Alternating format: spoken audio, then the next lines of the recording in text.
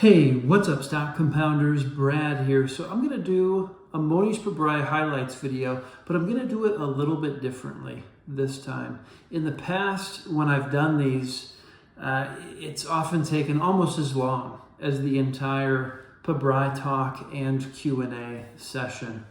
In this one, I'm just going to pull out what's particularly interesting to me, and hopefully you guys get value out of that as well. Because, in a lot of these talks, there's repeat questions, kind of the same answers that Pabrai gives. So we're going to switch up the format here. The talk I'm going to be referring to is the University of North Carolina Q&A session on December 5th. Okay, so I'm a little bit behind here. It's been more than a month, but I'm going to catch up. Hopefully we'll see another Pabrai Q&A soon, but there's really only three things I want to cover from this talk at UNC.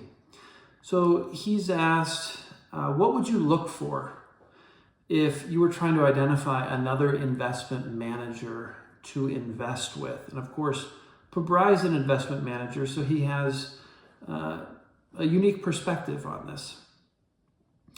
A very helpful perspective, being that he's in this position. So he's answered this question before, but I think he expanded a little bit more deeply on it this time. So a handful of things that Pabrai would look for in another investment manager. One, finding a good investment manager is a lot harder than finding a good investment, okay? So be prepared that it's going to be difficult to identify a great manager to put your money with. Now here's how to stack the odds in your favor. Aligned fee structure, okay? And this is really one of the core things that I know Pabrai for this 0-6-25 fee structure that he cloned from the original Warren Buffett partnership. So 0 means there's no fixed fees, okay? He doesn't collect fees for breathing. All of his performance, what he generates personally from managing the fund is based on performance, or performance fees. Now the 6% is a 6% hurdle, okay? So if the fund doesn't generate 6%, Pabrai doesn't get anything. The performance is based on what he achieves above 6%. And then above 6%, he takes a 25% cut. So that really aligns him with his investors. If he's not performing, he's not collecting a paycheck. So, and that's very rare to find in the investment business, where a fund manager won't charge fixed fees. And they've got all kinds of reasons for that. We've got employees, we've got overhead, we've got to, keep the lights on, all of that stuff.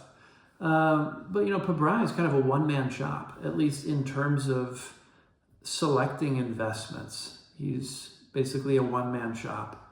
And it sounds like he works from home now, mostly, since he moved to Austin.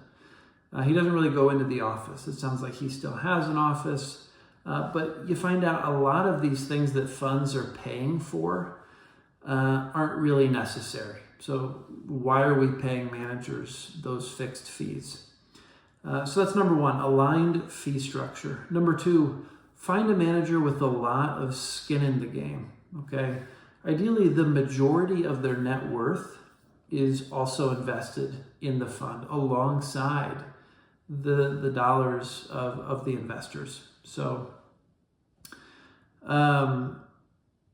you want to find a manager where their assets are co-invested. Again, it's an alignment that you're looking for, just like the fee structure. Number three, a relatively young person. So Pabrai points out probably someone in their mid-40s.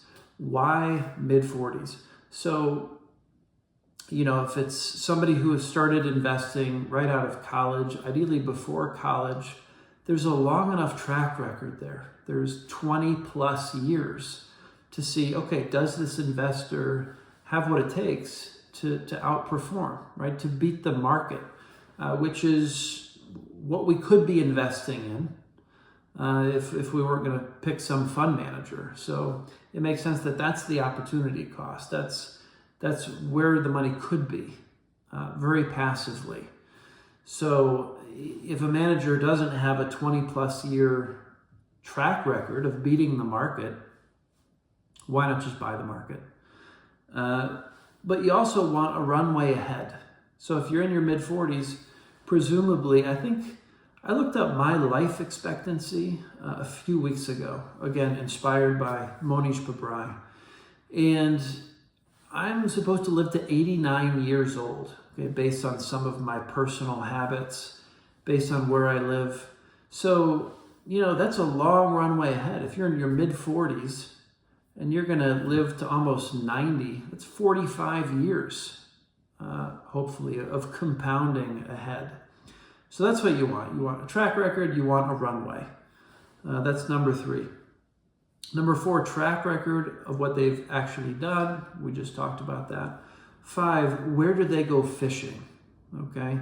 Where does this fund manager look for opportunity? Is it in areas where they're unlikely to find opportunity? Say, large cap stocks in the US? Or if they are looking there, do they have some kind of expertise, that's pretty rare, that would enable them to identify mispricings in that, in that sector? Or are they fishing, in Turkey, for example, where every investor basically is fleeing because of the inflation situation there? Are they fishing where other investors aren't fishing? Is effectively, something to look for, right? Is there reason to believe that this investor can find mispricings where they're looking? Or is it just a saturated area where so many other investors are turning over rocks there? Pabrai mentions the US public equity markets are very picked over. So if you have a fund manager that's only fishing in the US public equity markets, maybe pretty hard to outperform there. So what's the game plan to not be fishing where everyone else is fishing? And then the last piece, people with high integrity that you align with, okay? Is this an honest fund manager based on what they've said they were going to do in the past, what they've actually done? Did they own up to mistakes? And does it just feel like a good fit, right? Does it feel like they're aligned with you? So those are some things that Pabrai would look for if he were looking to park his money with another fund manager. The next section, there's a lot of questions about his checklist, right? Pabrai has this, I think, 120, 130 question checklist. And Pabrai says there's no magic about it. If he were to show everyone, if he were to publish his checklist for everyone to see, there wouldn't really be any surprises there. It would probably be disappointing how obvious a lot of these questions are. And he really came up with his checklist by doing a study. Okay, I think he hired some interns. I think this was right after the Great Financial Crisis, 2008.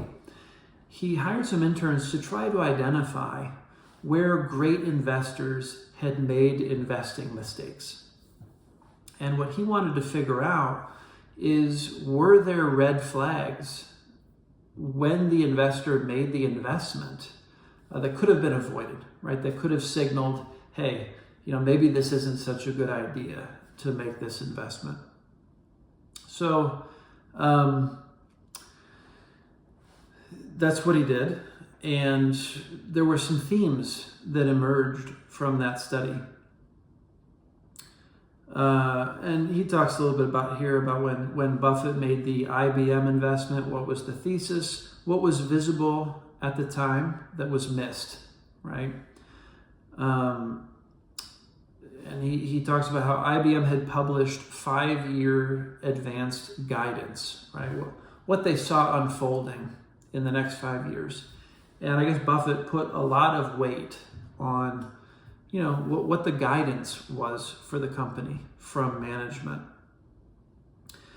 And, Pabrai thinks the mistake Warren made was relying very heavily on that document.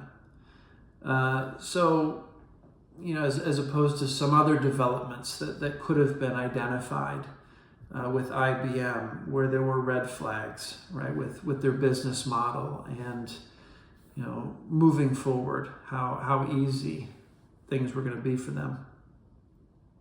So that's how the checklist was built. What factors had the great minds missed? And the single highest reason, the single largest reason for an investment not working out was leverage. Okay, this is something Pabrai has talked about before. And so there's 30 some questions related to leverage in his investment checklist, just to make sure, there's nothing missed in the realm of debt that could potentially make the investment go south. The second biggest reason for investment not working out was misunderstanding the moat, right? So you see this business, you think, this is a fantastic business, right? For these reasons, it's going to be very hard for the competition to come in and steal market share away from that business. And so the mistake is thinking that moat is more bulletproof than it actually is, not seeing some kind of weakness in the moat, or just not understanding the moat, right? And then not seeing the competitors, how competitors can come in and kind of attack that business and take market share away. So that's the second one. The third one, something related to management and ownership. Are the interests of management aligned? Is management high integrity? And do they have the expertise and skill set necessary to make that business successful and to continue the success of that business? So those are kind of the 3 core areas of the checklist for Pabrai to make sure that he's not missing any obvious mistakes in those 3 areas. The last piece I want to touch on here: how do you find gems in emerging markets? Okay, Pabrai, he's got investments in Korea, he's got investments in India, Turkey, many different markets around the world. And, it's easy to think, wow, how can he have the confidence to go into an entirely new market, an entirely new country, and put his own money and investor money behind that idea? And with regards to Turkey, he basically says, I know a guy, right? I know a guy, and I had him show me all of the companies in his portfolio. So a guy who lives in Turkey, invests in Turkey, really understands the market there. Just show me all of your holdings, right? Obviously, that's a fantastic way to get to know a new market. And this is a really important point here. The odds that I would lose money in the US, in the public markets, from outright fraud are minuscule. The odds that I would lose money in the US because I'm stupid is very high, right? That's what Pabrai has to guard against in the US. In a market like Turkey, there's the stupidity factor as well, but there's also such a higher risk of outright fraud, right? The management team, they're just lying, right? They're cooking the books. They're totally fudging the numbers. That would be a lot harder for Pabrai to spot, right, in a foreign market. And it would be much easier for public companies to do that, just because there's no SEC, right, in these emerging markets, and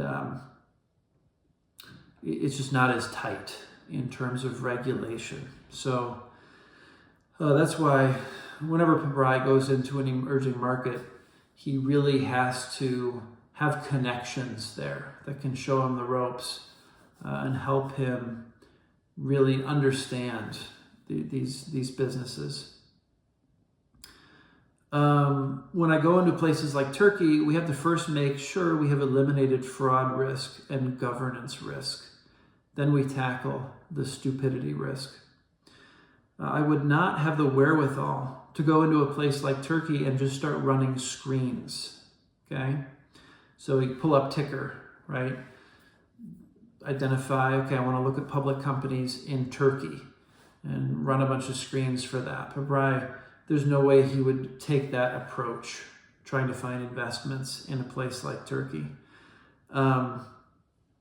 So, it helps that Pabrai has a, how many figures? 9-figure investment fund with investors from all over the world who themselves have studied Graham, have studied Buffett, and can really kick the tires in their own geographies to find the cream of the crop in these emerging markets.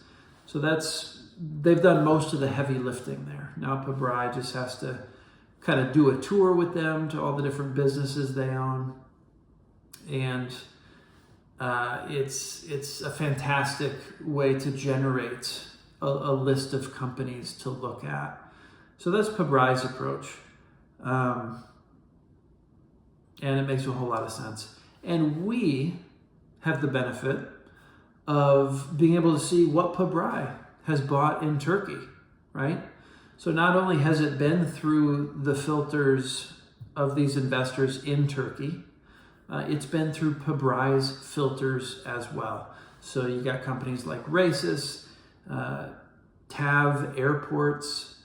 There's a few others that he owns, which, there's a lot of people talking about it on Twitter. But that's an incredible place to start. And it really makes our job easier, not having to look at all of the public companies in Turkey if we actually want to venture into a market like that. One of the cheapest markets in the world. I just put out a tweet recently. If you guys aren't following me on Twitter, @bkellner, check out my Twitter. But I pinned a tweet that highlights the cheapest countries in the world in terms of public companies on a price to earnings basis. So check that out. Poland is near the bottom, Turkey in terms of cheapness. So that could be an interesting place to start hunting for ideas. And then you could also go into Value Investors Club and search by country to generate some ideas as well. But anyway, those were kind of my three, big highlights from this talk that Mohnish Pabrai gave at University of North Carolina. And of course, that talk was particularly interesting to me because I moved to North Carolina not too long ago. So it was fun seeing Pabrai interacting with the university here, the students locally. So I think that's it, guys. Hopefully I'll be doing a lot more of these. There's also a bunch of topics I have that I want to make videos about. Nick Sleep's recent blog post, Rob Vinal's annual letter to shareholders, along with his annual Q&A that he does every year. So there's a number of topics. Let me know in the comments if you've seen anything in terms of books or articles or blog posts, podcasts that you want me to comment on. And I'll try to put those in the queue, dig into those and kind of see what jumps out at me from those different things. I'm always looking to get, what you guys are digging into, what you guys are finding useful in the world of investing. So anyway, guys, thanks for tuning in today, and I will see you all in the next one. Take care.